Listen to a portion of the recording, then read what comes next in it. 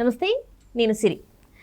నాని గారి హిట్ 3 అయితే రాబోతుంది. అయితే ఈ సినిమాకి ఇంకా రిలీజ్ కాలేదు, కానీ అప్పుడే లాభాల బాటలో పట్టిన హిట్ 3 అని చెప్పేసి చాలా వార్తలు వస్తున్నాయి. మామూలుగా అయితే రిలీజ్ అయిన తర్వాత కలెక్షన్స్ పరంగా లాభాల గురించి మాట్లాడుకుంటాం. ఇది రిలీజ్ కాకముందే లాభాల గురించి మాట్లాడుకుంటున్నాం. ఇంతకీ ఏం జరిగింది అనేది మనకు తెలియజేయడానికి మనతో పాటు ఉన్నారు ప్రముఖ సీనియర్ జర్నలిస్ట్ యజ్ఞమూర్తి గారు. నమస్కారం సార్. నమస్తే సిరి. సార్, ఇప్పుడు చూస్తుంటే హిట్ 3 రాబోతుంది నాని గారిది. సినిమా రిలీజ్ అవ్వకముందే లాభాల బాటలో ఉంది ఈ సినిమా అని చెప్పేసి అంటున్నారు. సో ఏంటి సార్, నాకు అర్థం కాలేదు ఇది ఏంటనేది. హిట్ 3 May 1st రిలీజ్ కాబోతున్నటువంటి సినిమా. హిట్ అనేటువంటి ఒక సినిమాకు సంబంధించినటువంటి ఫ్రాంచైజీలో భాగంగా ఇప్పుడు ఈ హిట్ 3 అనేది వస్తూ ఉంది. దీన్ని అంటే బ్యాకింగ్గా ఉంది ఇప్పటి వరకు కూడా నాని అనే విషయం అందరికీ తెలిసిందే. వాల్ పోస్టర్ సినిమా నుంచి వస్తున్నటువంటి ఒక ఫ్రాంచైజీ. మొదటి సినిమా హిట్ అనే దాంట్లో విశ్వక్సేన్ నటించాడు. దానికి హిట్ ద ఫస్ట్ కేస్ అని పెట్టారు. నెక్స్ట్ సెకండ్ కేసు వచ్చేటప్పటికి అడవిశేష్.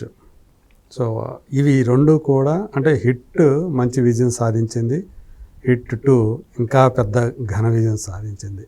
సో ఇప్పుడు తానే స్వయంగా, ఎందుకంటే మనకి హిట్ 2లో ఆల్రెడీ హింట్ ఇచ్చాడు చివరిలో క్లైమాక్స్లో కనిపించడం ద్వారా నాని నెక్స్ట్ వచ్చే దాంట్లో నెక్స్ట్ ఇన్స్టాల్మెంట్లో నేనే హీరో అని చెప్పేసి తను చెప్పేశాడు. సో ఇప్పుడు హిట్ 3 అనేది రాబోతూ ఉంది.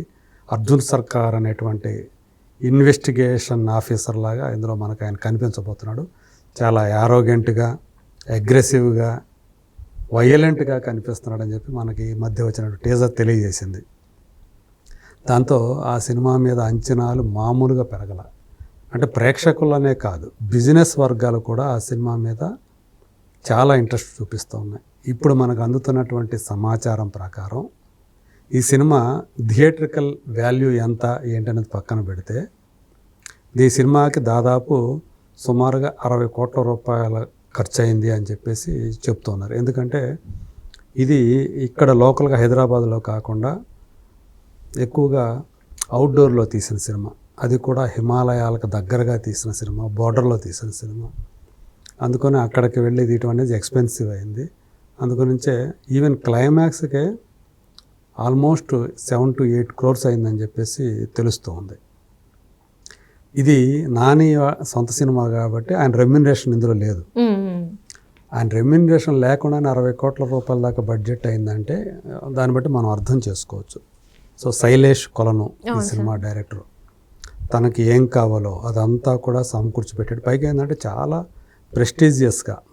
సో తను వేరే హీరోలతో ఇప్పుడు సినిమా చేశాడు, ఇప్పుడు తనే హీరోగా చేస్తున్నాడు. కాబట్టి ఈ ఫ్రాంచైజీకి మరింత వాల్యూ తీసుకురావడానికి అతను ప్రయత్నిస్తున్నాడని చెప్పాలి. మొదటి 2 సినిమాల్లో నాని ఇన్వాల్వ్మెంట్ ఏం లేదు, ఏది సృజనాత్మకంగా చూసుకుంటే క్రియేటివ్ సైడ్. కానీ ఈ సినిమాకి వచ్చేటప్పటికి డైరెక్టర్ శైలేష్ కొలను అయినప్పటికీ కూడా అన్ని విషయాల్లో తాను ఉండి ముందుండి తనే సినిమా నడిపించుకుంటూ వెళ్ళాడని చెప్పి చెప్తూ ఉన్నారు. సో అందుగురించి ఎక్కడా కూడా వెనుకాడకుండా అంత ఖర్చు పెట్టారు. ఈ ఖర్చు అంతా కూడా సినిమా రిలీజ్కి ముందు ఆల్రెడీ వచ్చేసింది అనేది పుట్టాకు. సో 60 కోట్లు అనుకుంటే 60 కోట్లలో ఓటీటీ రైట్స్, ఇంకా ఏది ఛానల్ అనేది చెప్పను కానీ ఓటీటీ రైట్సే 54 కోట్లు వచ్చేసాయండి. సినిమా ఖర్చు పెట్టిన దాంట్లో దాదాపు దగ్గర వచ్చేసినట్టే. ఆడియో రైట్స్ ఆల్రెడీ 6 కోట్లు వచ్చేసినాయి. సో అక్కడే మీకు ఖర్చు పెట్టిన బడ్జెట్ మొత్తం వచ్చేసింది. ఇంకా ఏముంది దీని మీద వచ్చే ఆదాయం? థియేట్రికల్ రైట్స్ ఉన్నాయి, శాటిలైట్ రైట్స్ ఉన్నాయి, అలాగే హిందీ డబ్బింగ్ రైట్స్ ఉన్నాయి. సో ఇవన్నీ కలిపితే ఇంకెంత? సో దీన్ని థియేట్రికల్ రైట్స్ పక్కన పెడితే శాటిలైట్ రైట్స్, హిందీ రైట్స్ తోటే నాని సంబంధించినటువంటి రెమ్యూనరేషన్ కూడా వచ్చేస్తుంది అని చెప్పేసి చెప్పుకోవచ్చు. ఆయన రెమ్యూనరేషన్ ఇంత అని అనుకుంటే ఒక 20 కోట్లు అనుకుంటే 20 కోట్లు దాంట్లో వచ్చేసినట్టే. ఇప్పుడు థియేట్రికల్ రైట్స్కి వస్తాం. ఇంకా అందులో నైజాంలో 10 crores అంటున్నారు, రాయలసీమలో 5 crores అంటున్నారు, రిమైనింగ్ ఆంధ్రప్రదేశ్ అంతా కూడా 10 crores అంటున్నారు, ఓవర్సీస్ 10 crores అంటున్నారు. సో అంటే అప్పుడు మీకు 35 కోట్ల రూపాయలు మీకు వచ్చేసింది. ఏది థియేటర్కల్ పరంగా అంటే ఆల్రెడీ ఈ సినిమా రిలీజ్కి ముందే 35 కోట్ల రూపాయల ఆదాయం వాళ్ళకు వచ్చేసింది. ఏంది వాళ్ళు ఖర్చు పోను. ఇక థియేటర్లో రిలీజ్ అయిన తర్వాత వచ్చే కలెక్షన్స్ మీద ఎంత ఆ ఓవర్ఫ్లో మీద దాని మీద కూడా వీళ్ళ వాటా వచ్చే అవకాశాలు ఉన్నాయి. రాబోయే రోజుల్లో ఈ సినిమా ఇంకా మరింతగా వాళ్ళకి లాభాలు తీసుకొచ్చే అవకాశం ఉంది. అంటే నిర్మాతకే మీకు 35 కోట్ల రూపాయల లాభం కనపడుతుంది ఇప్పుడు. ఇక డిస్ట్రిబ్యూటర్లకు ఎంత లాభాలు వస్తాయి ఏంటి అనేది సినిమా రిలీజ్ అయిన తర్వాత మనకు తెలుస్తుంది. సో అట్లా సినిమా రిలీజ్కి ముందే ఆల్మోస్ట్ 1 మంత్ ముందే ఈ సినిమా లాభాల్లో ఉంది అనే విషయం ఇప్పుడు బయటకు వచ్చింది. ఈ స్థాయిలో బిజినెస్ అయింది, ఓటీటీ హక్కులు ఈ స్థాయిలో అమ్ముడైపోయాయి అనేది. అంటే నాని అనే బ్రాండ్ అనేది ఇప్పుడు ఏ విధంగా ఉంది, ఎందుకంటే కోర్ట్ అనే సినిమా ప్రొడ్యూసర్గా అది కమర్షియల్ సినిమా కాదు. ఒక కోర్టు డ్రామా అంటేనే అసలు తెలుగులో కోర్టు డ్రామా నడుస్తుందా అని చాలామంది సందేహించారు. సో దాని మీద పెట్టిన ఖర్చు వస్తే చాలు అన్నట్లుగా వ్యాఖ్యానాలు చేసిన వాళ్ళు, మాట్లాడిన వాళ్ళందరూ కూడా అది సాధించిన విజయం చూసి నిజంగా చెప్పాలంటే నోరేళ్ళ పెట్టారు. ఒక కోర్టు డ్రామా ఈ విధంగా డబ్బులు చేస్తుందా తెలుగులో? మనకి హిందీలో కోర్టు డ్రామా ఉండే కానీ అక్కడ పర్వాలేదు, బాగానే వచ్చింది. కానీ తెలుగులో ఇప్పటి వరకు కూడా ఇలాంటి అంటే రెగ్యులర్ హీరో హీరోయిన్ల ఫార్మాట్కి భిన్నంగా ఒక టీనేజ్ లవ్ స్టోరీ ఉన్నప్పటికీ కూడా అదంతా కూడా ఫస్ట్ హాఫే ఉంటుంది, సెకండ్ హాఫ్ మొత్తం కోర్టు మీద నడుస్తుంది. ఆ కోర్టులో వాదోపవాదాలు, దాని మీద వచ్చే సన్నివేశాలే నడుస్తాయి.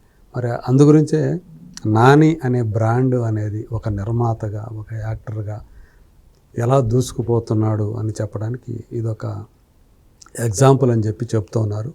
తను ఎంచుకుంటున్నటువంటి కథలు, తాను చేస్తున్న సినిమాల మీద తను పెడుతున్నటువంటి శ్రద్ధ అన్ని రకాలుగా. సో అందుగురించే అతని సినిమాలు అంత బాగా వస్తున్నాయి, అంత క్వాలిటీగా వస్తున్నాయి అనేటువంటి. ఏదో నేను డబ్బు తీసుకుంటున్నాను, ఈ సినిమా ఇంకా మిగతా పనులు మాకు సంబంధం లేదు అన్నట్లు ఉండకుండా తను ఆ సినిమాకు సంబంధించి ఆ సినిమా బాగా ఆడాలి, ఆ సినిమాతోటి నలుగురు బతకాలంటే ఏం చేయాలి, తన వంతు ఏం చేయాలి అని అన్ని రకాలుగా శ్రద్ధ పెట్టి చేస్తున్నందువల్లే ఇప్పుడు ఏదైతే టైర్ 1 టైర్ 2 అని చెప్పేసి మాట్లాడుతూ ఉంటారో సినిమా పరిభాషలో, తాను టైర్ 2 స్టార్లలో టాప్లో ఉన్నాడు. సో రేపు అతి త్వరలోనే ఎప్పుడైనా సరే అతను టైర్ 1 స్టార్గా మారే అవకాశాలు ఉన్నాయి అని చెప్పి విశ్లేషకులు కూడా అభిప్రాయపడుతూ ఉన్నారు. ఆ రోజు ఎంతో దూరంలో లేదు అని కూడా అనిపిస్తుంది. సో ఇప్పుడు హిట్ 3 తర్వాత కూడా తను ప్యారడైజ్ అనే ఒక సినిమా చేస్తున్నాడు. అది కూడా నెక్స్ట్ ఇయర్ మేలో అనుకుంటారు, అది వస్తుంది. సో మొత్తానికి తన అన్నీ కూడా చాలా ఇంట్రెస్ట్ క్రియేట్ చేస్తూ ఉన్నాయి. ఇంకో పక్క చిరంజీవి గారిని కూడా ఆయన హీరోగా తను ఒక సినిమాని ప్రొడ్యూస్ చేయబోతూ ఉన్నాడు. సో ఏదైతే ప్యారడైజ్ తీశాడో ఆ డైరెక్టరే శ్రీకాంత్ ఓదెలా.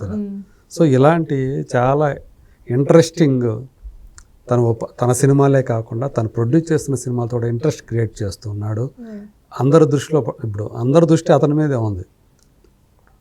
ఎలా సాధ్యమవుతుంది నానికి ఇలా చేయటం అని చెప్పేసి. సో కథల ఎంపిక విషయంలో తాను హీరోగా చేసే మాత్రమే కాదు, తాను ప్రొడ్యూస్ చేసే సినిమాలు, తను నటించకుండా ప్రొడ్యూస్ చేసే సినిమాల్లో కూడా అతను ఎంత బాగా చేస్తూ ఉన్నాడు అనేది అతను చేస్తున్న సినిమాలు, తీస్తున్న సినిమాలే అంటే నిలువెత్తు నిదర్శనాలు అంటాం కదా, అవే చూపిస్తున్నారు. అందుకని చాలామంది ఇప్పుడు అతను రోల్ మోడల్ అవుతున్నాడు అని కూడా చెప్పుకుంటూ ఉన్నారు.